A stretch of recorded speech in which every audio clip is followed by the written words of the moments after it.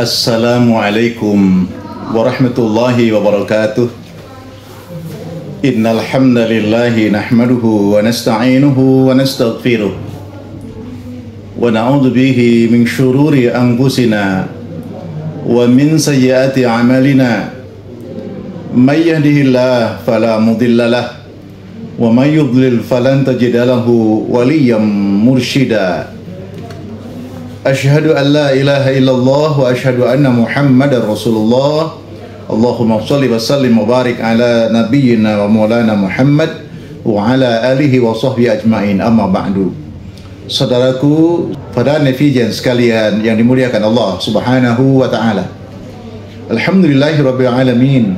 Saudaraku yang dimuliakan oleh Allah Subhanahu wa taala, di dalam surat Az-Zariyat ayat 56 Allah Subhanahu wa taala berfirman, A'udzu billahi minasyaitonir rajim.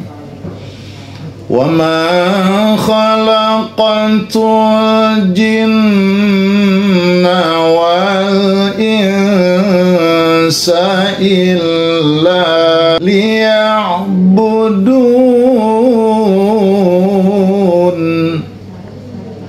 Wa ma khalaqatul jinna wal insa illa liya'budun.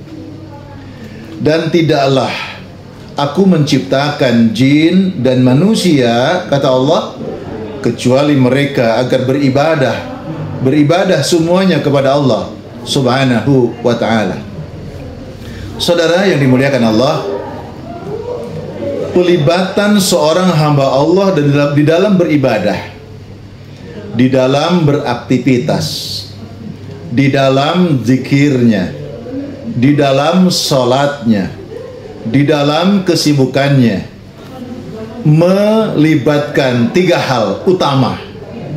Yang pertama, fisiknya, anggota tubuhnya beribadah kepada Allah. Orang sholat, orang zikir, orang bersuci, orang melakukan aktivitas, maka nampak dari gerakan fisiknya, tangannya, mulutnya, lisannya, suaranya, anggota badan yang lainnya, fisik.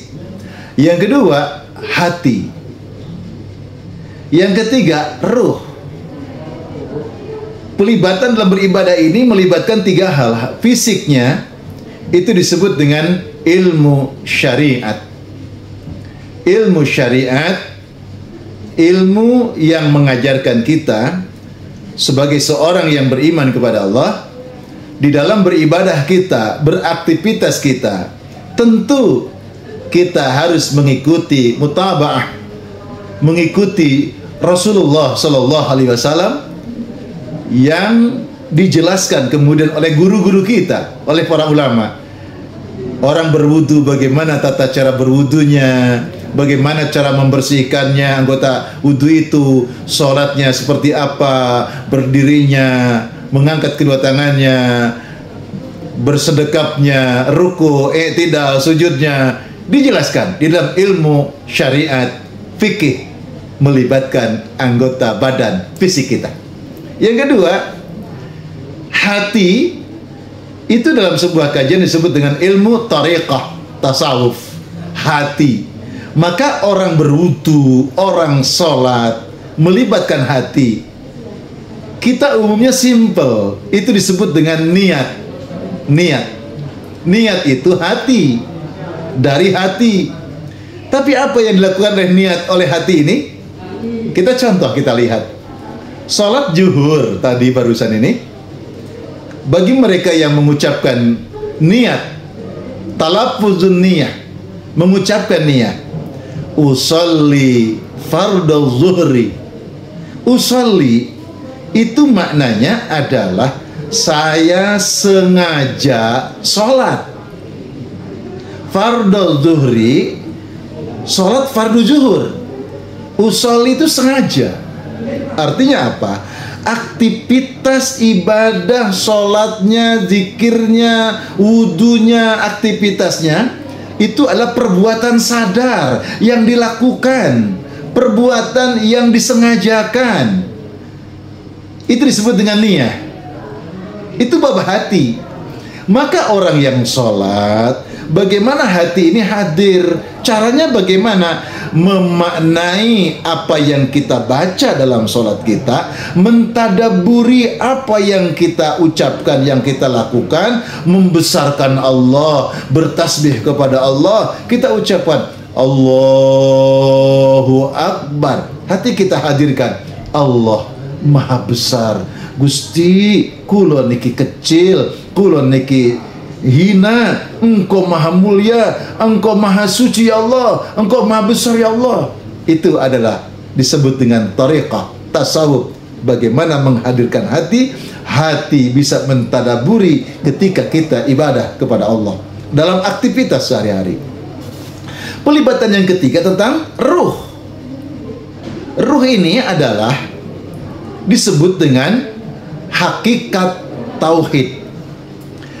Wa ma khalaqtul jinna wal insa illa liya'budun.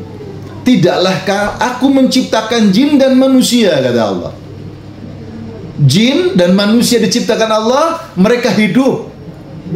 Orang hidup ada ruh. Tujuan orang hidup yang ada ruhnya itu apa? Ibadah kepada Allah. Ibadah kepada Allah disebut apa? Bertauhid kepada Allah. Maka disebut hakikat tauhid, itu ruh. Orang melakukan ibadah, zikir, sholat, aktivitas yang lain harus masuk ruhnya. Apa itu? Tidaklah aku melakukan semua yang saya lakukan, dari amalan saya, dari kesibukan saya, dari sholat saya, tujuannya adalah sebagai bentuk ibadah kepada Allah Subhanahu wa ta'ala, untuk menggapai ridho Allah Subhanahu wa ta'ala, untuk mencapai kecintaan Allah Subhanahu wa ta'ala, bukan yang lain. Maka orang bertauhid, dia akan lepas daripada sifat-sifat tercela hati.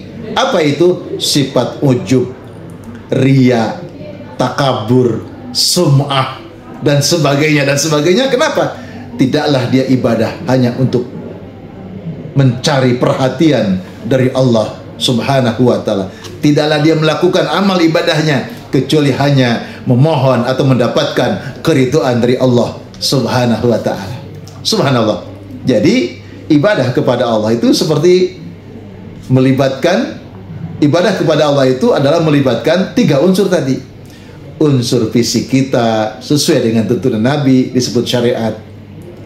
Unsur hati kita ada pelibatan disebut ilmu tariqat tasawuf. Ada tujuan hidup kita yaitu ruh kita. Apa itu? Hakikat tauhid. Maka orang yang melakukan aktivitas dalam kehidupan ini melibatkan tiga hal itu. Unsur fisiknya sesuai tuntunan sunnah, hatinya mentadaburi mengagungkan Allah, ruhnya tidak lain tujuan ibadah ini untuk menggapai keridhaan Allah. Selebihnya orang ini akan diberikan oleh Allah yang disebut dengan ma'rifat hikmah. Nikmatnya beriman, nikmatnya beribadah, nikmatnya sholat, nikmatnya zikir, nikmatnya dalam melaksanakan aktivitas karena Allah Subhanahu wa ta'ala. Terima kasih, semoga bermanfaat. Wallahul muwafiq ila aqwamit thariq fi sabilil haq, wabillahil hidayah wat taufiq wal afu minkum. Summa assalamu alaikum warahmatullahi wabarakatuh.